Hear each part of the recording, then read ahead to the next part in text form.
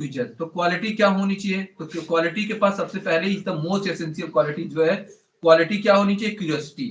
तो लिखोगे the most essential quality, यहां से लिखोगे the most essential quality for a quizzer is his curiosity. किसी भी क्यूरियोसिटी, किसी भी क्विजर के लिए जो सबसे जरूरी गुण है, क्वालिटी है, वो उसकी क्यूरियोसिटी होती है। आपको दिमाग में इसको लेके बढ़ना होगा, आगे देखना पड़ेगा।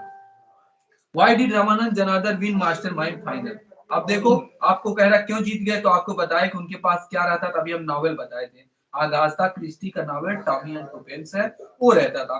साथ ही साथ आप देखो यहाँ पे दिया है novel and specialist topic, used to create a sting in equal. They are the sorry, उनके पास और क्या रहता, दे रीड प्रिपेयर। अब देखो क्यों जीते, वे रीड पेपर्स पढ़ते रहते थे, मैगजीन पढ़ते रहते थे और टीवी देखते थे, और ये पूरा एंजॉय करते थे। उनके पास एक अच्छी मेमोरी थी और क्यूरियोसिटी थी, इसलिए उन्होंने क्या किया, यहाँ हो जाएगा Ramanand win mastermind final because he reads the paper, magazine, TV, and he has a special type of knowledge named Tommy and इस ध्यान दीजिए। और आप लिखो moreover he has a good curiosity, ये इसका आंसर हो जाएगा। चौथे में who are called solid creature, और कह रहा है इसमें सबसे सॉलिड क्रीचर किसे कहा जाता है, which is the most essential quality of A creature. और कह रहे हैं कि एक क्रीचर की सबसे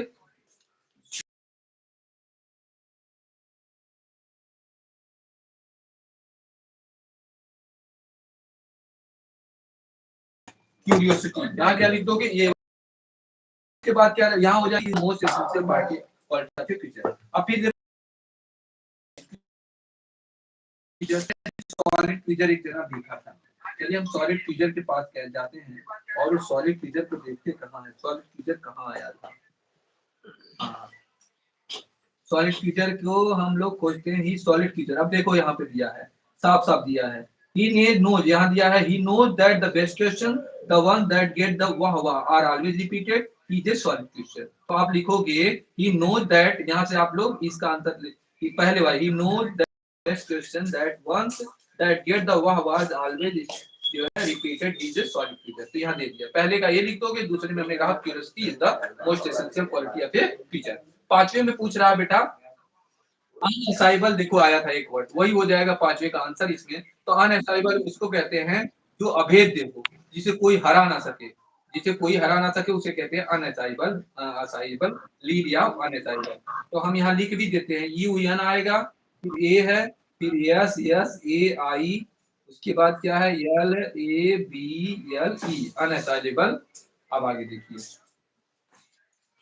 फिर देखिए क्या नाम है, Which from the passage mean the same सभी लोग जल्दी जल्दी जुड़ जाइए। बैटल ऑफ माइंड्स भी हो सकता है और कलेक्शन का होता है, मैं खोजता हूँ।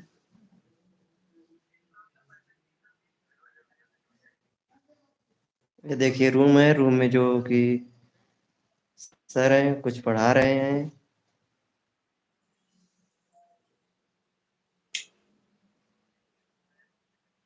देखिए कमरा है, यहाँ बॉटल रखा हुआ है, कैसे चला सकेगा, देखिए किताबें हैं। तो बोल सका, ये बोल सका ना भाई ना, नहीं नहीं बोतले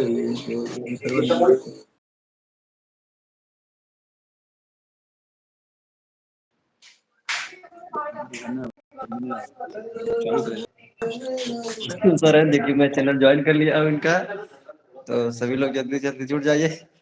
और चैनल पे अगर नए हो तो चैनल को लाइक और सब्सक्राइब संदीप सर शेयर कर, और एक दूसरे को शेयर जरूर करिएगा। हमारा चैनल सब्सक्राइब करें, लाइक करें, जैसी करके सकते हैं। चलिए प्रिय बच्चों, अब अगला क्वेश्चन जो आपका है, which word from the passage means, यहाँ कलेक्शन का मतलब बैराज होगा। आप एक बार यही लग रहा है बैराज होगा, तो आप इसको ध्यान दीजिए, बैराज है ना। Which word the from the passage mean the same as smell. अब स्मेल का मतलब होता है बेटा स्टिंग। अब देखो यहाँ पे दिया जा रही है, तो इसका हो रह जाएगा स्टिंग, यहाँ देख लो। तो इस तरीके से आप लोग का क्वेश्चन होगा। फिर से मैं पांचवे का बता रहा हूँ, पहले का अनअसाइबल जो आपको यहाँ दिखा, ठीक, इसको लिखेंगे आंसर में। दूसरे का पूछ रहा है कलेक्शन, तो कलेक्शन का आंसर आप बैराज को लिखेंगे। और फिर